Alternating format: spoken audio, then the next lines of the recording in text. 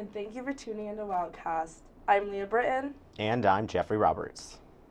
Tributes are still pouring in as the University of Arizona community continues to mourn the loss of hydrology professor and department head Thomas Meixner, who was killed last week.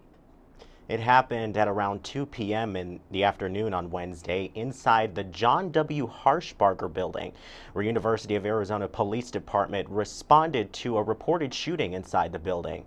The suspect was later identified as Murad Dervish, a former student of the professor. According to UAPD, Dervish fled the scene before officers got to the Harshbarger building. He was later detained by the Department of Public Safety near Gila Bend. Dervish remains in custody here in Pima County and is being charged with first-degree murder and assault. And the family of Dr. Thomas Meixner released the following statement on Friday. He was a great man, a deeply faith-filled and devoted husband and father. He was passionate about hydrology, and one of the last acts he performed on this earth was to teach a class. He described his work as making the world better through biochemistry, but to us, he was trying to save the world's most precious resource.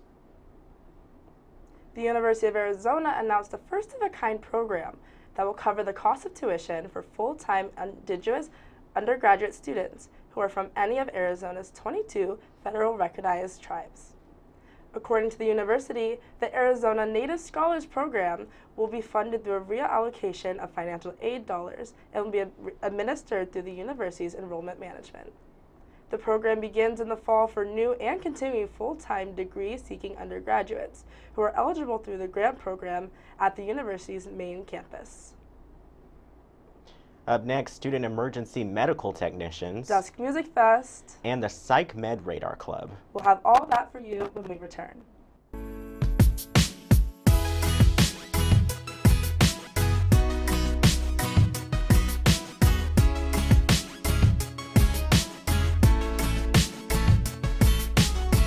A club of student emergency technicians has been growing right here on campus, responding to 911 calls and emergency situations on campus.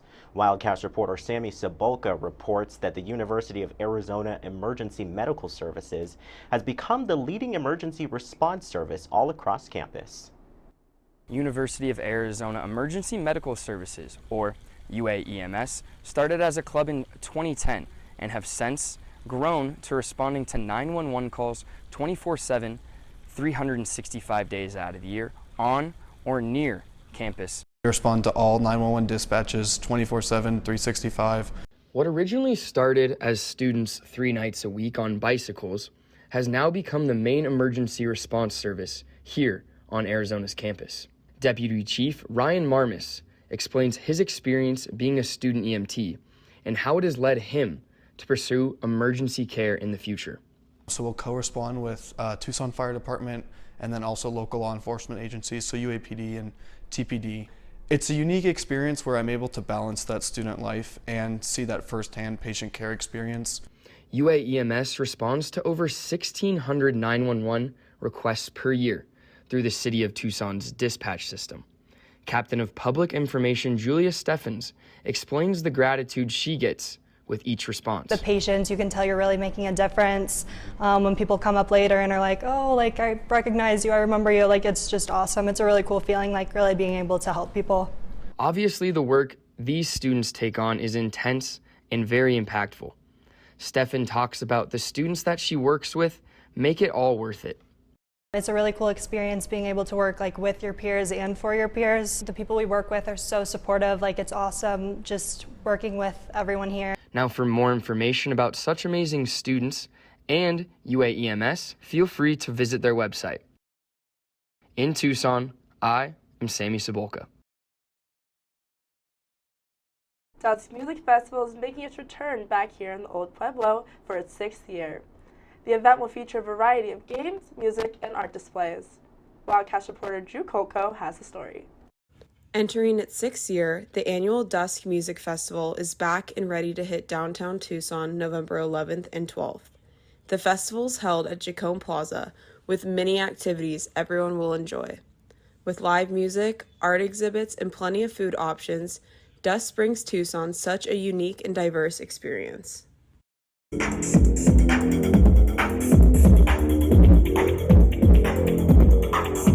Single-day tickets are now on sale. Be sure to buy them before the prices go up. Single-day admission is currently at $65 and 2 days is $109. Be sure to follow the link on the screen to get your passes today.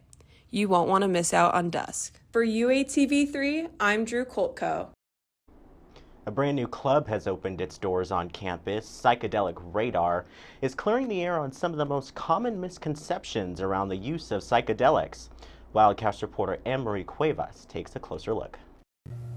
There are many misconceptions about the use of psychedelics, and the mission of Psychedelic Radar, a brand new club on campus, is to spread awareness about research into the medicinal use of psychedelic compounds. They released their first issue this past Monday, then got together for a social event at Espresso Art Cafe to discuss not only the newsletter, but consciousness altogether. This club is really all about spreading awareness of psychedelic medicine. It went really well. I like seeing a lot of people here, a lot of good conversations going on, and overall a good turnout. Their first newsletter and social event were major successes for Psychedelic Radar. Here's what they talked about. The historical significance of psychedelics and sort of the stigma that surrounds psychedelics right now, as well as potential applications for psychedelics in the future. I think just having this new type of therapy coming in, a new type of generation coming in this whole field of psychedelics and psychology and neuroscience I think it is going to be a bright future. Right now the newsletters are bi-weekly. Look up psychedelicradar.com. It'll be the first thing that comes up, and everything is on our website. That's psychedelicradar.com, or visit them November 1st for their next social event. I'm Anne-Marie Cuevas with UATV3. After the break, a special guest joins us live. Our exclusive interview is next.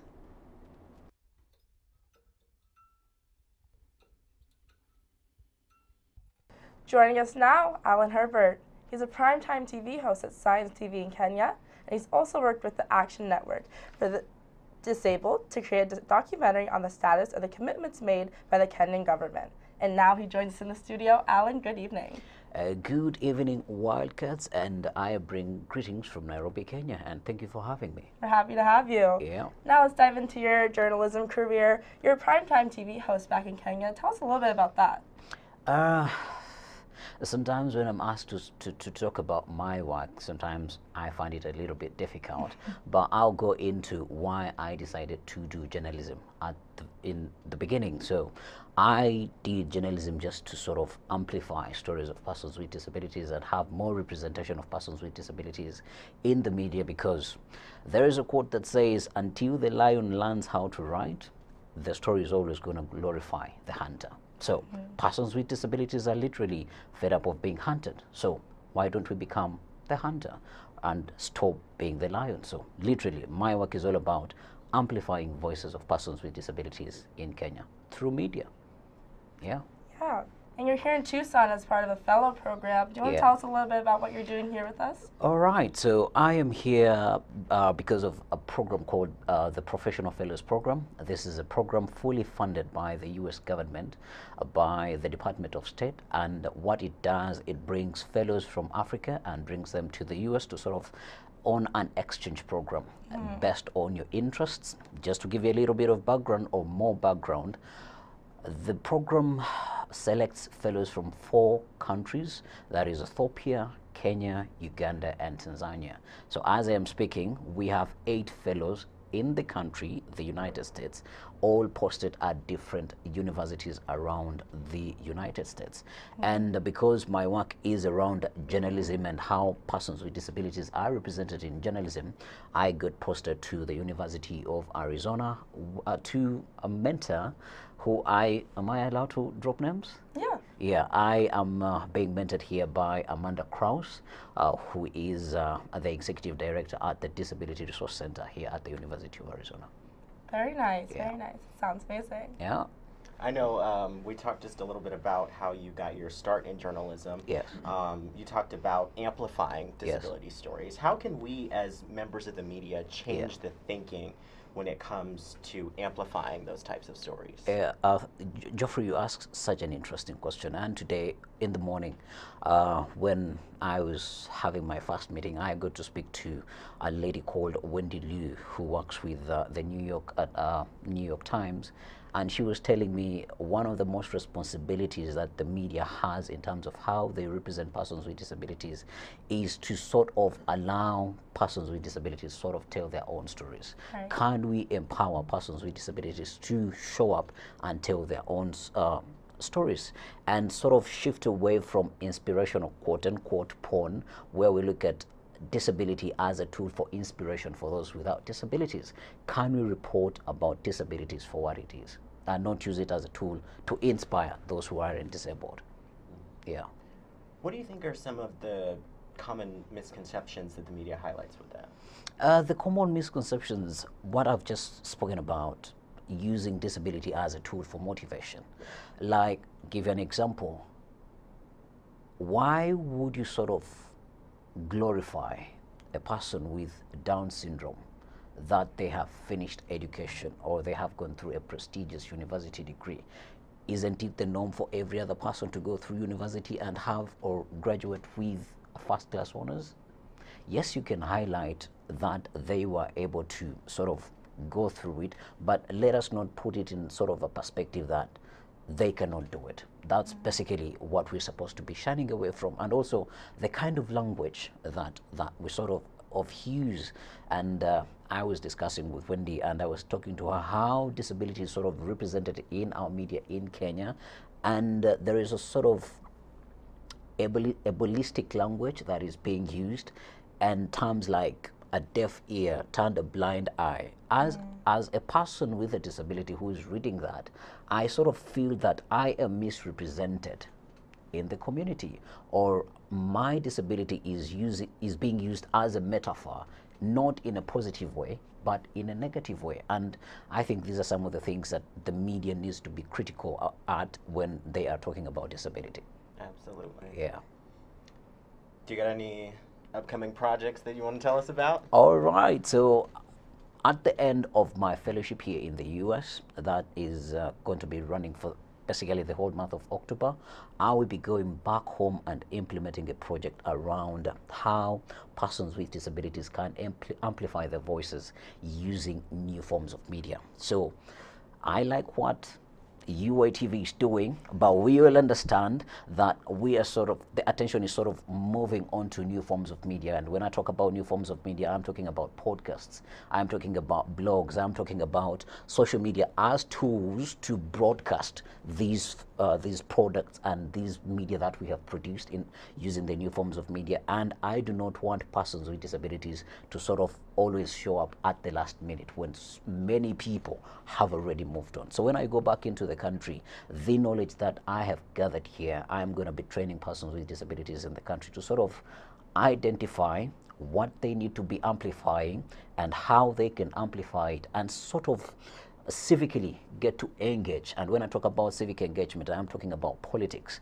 I guess the first story here was about calling people out there to go and vote. We want as many persons with disabilities in Kenya to be able to show up and vote, to show up and talk about budgetary allocations, because money is very important in terms of service delivery to persons with disabilities, not only in Kenya but all over the globe.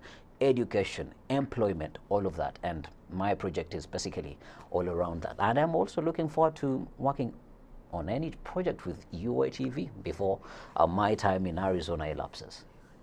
Absolutely. We look forward to that. Alan, thank you so much for joining us. We really appreciate it. Thank you very much for making the time. Coming up, Wildcast sports anchor Sammy Cibulka has all the latest on UA sports. Don't go away.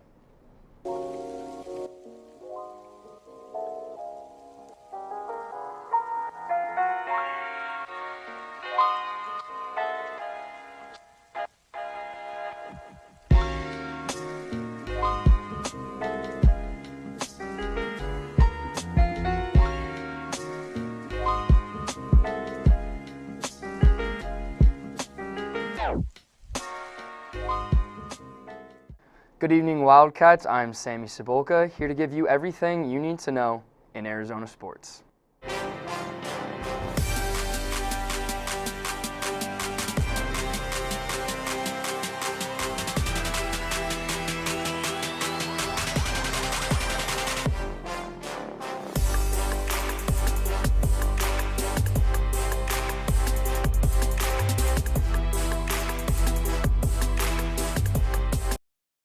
was an up and down week for Arizona sports that started with Becca Moros and Arizona's soccer team handing 8th-ranked USC their first loss of the season.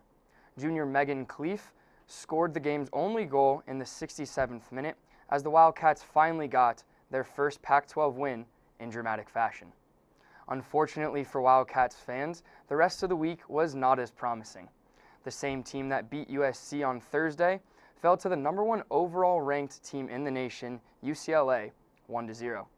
It would be the same two teams that Mark Rubio and his volleyball team played this week, USC and UCLA. Sports reporter Delaney Penn was at McHale Friday night as the Wildcats battled with USC. In tonight's Dig for Pink match, USC Trojans came out to play the Arizona Wildcats in the McHale Center. The final score of the Dig for Pink game was 3-1 USC Friday at McHale. Although USC is a highly competitive team in the Pac-12, Arizona was able to steal one set from the Trojans. In the first set, USC won 25-20. Arizona won the second set, 25-22, with help from Elena Johnson, who had 3 kills. The Trojans then won the third set, 25-20, and finished the game by winning the fourth set, 25-20. Skylar Fields led USC with 22 kills, as Arizona's defense was no match for her in the USC offense. Reporting for UATV3 Sports, I'm Delaney Penn. It was more of the same Sunday morning, and Jacob Perrin has more on U of A and UCLA. Arizona Wildcats women's volleyball team hosted the UCLA Bruins Sunday in the second game of a 2-game homestand for the team. The Wildcats got off to a hot start, handily winning the first set of the game 25-21. However, the Bruins would bounce back, jumping out to an 8-1 lead early in the second set. The Cats staged a late comeback, tying the set at 20, but it would be too little too late, as the Bruins would go on to win the second set 25-22. The third set would prove to be a less than stellar one for the Cats, as UCLA would hold a commanding 20-12 lead at one point. The third set was all Bruins as they took it 25-12, taking a 2-1 lead heading into a crucial fourth set for the Cats. The Cats would come out swinging to begin the fourth set, taking a 7-2 lead. The rest of the set, however, quickly turned in the Bruins' favor, as they would go on to win the set 25-16 and winning the match 3-1. With the loss tonight, the Wildcats dropped to 1-5 in Pac-12 play and 11-6 overall. Reporting from the McHale Center for UATV3, I'm Jacob Perrin. It was family weekend here in Tucson this past weekend as the 12th-ranked Oregon Ducks came to town. Now, historically, the Cats have had some unique success against the Ducks at home. However, this time around, it was all Oregon. The final score 49-22 as the Ducks rushed for over 300 yards and absolutely gave it to the Wildcats. The Cats will have their hands full this next weekend as they head up to the Dog Pound and play the Washington Huskies. Now, a quick look ahead for this week in Arizona sports. Volleyball will host Stanford for Student Appreciation Night this Friday night at 6 p.m. at McHale. Soccer is back home against Colorado as they look for their second win in the Pac-12. Lastly, Arizona men's tennis will head up to California for the USD Hidden Duel. That's all I have for you tonight, but be sure to tune in to Wednesday night for a sports show for everything else in sports. Now stick around for the rest of Wildcast with Leah and Jeffrey, and once again, I'm Sammy Cibulka, and we'll be back right after the break.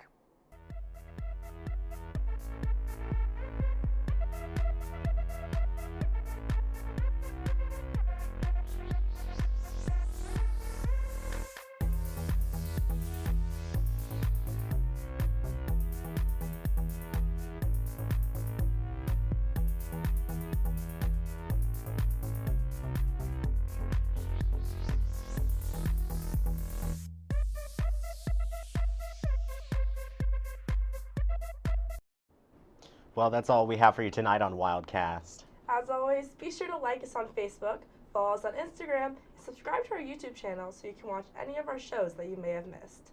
Once again, I am Leah Britton. And I'm Jeffrey Roberts. Thanks for watching, and be sure to tune in next week.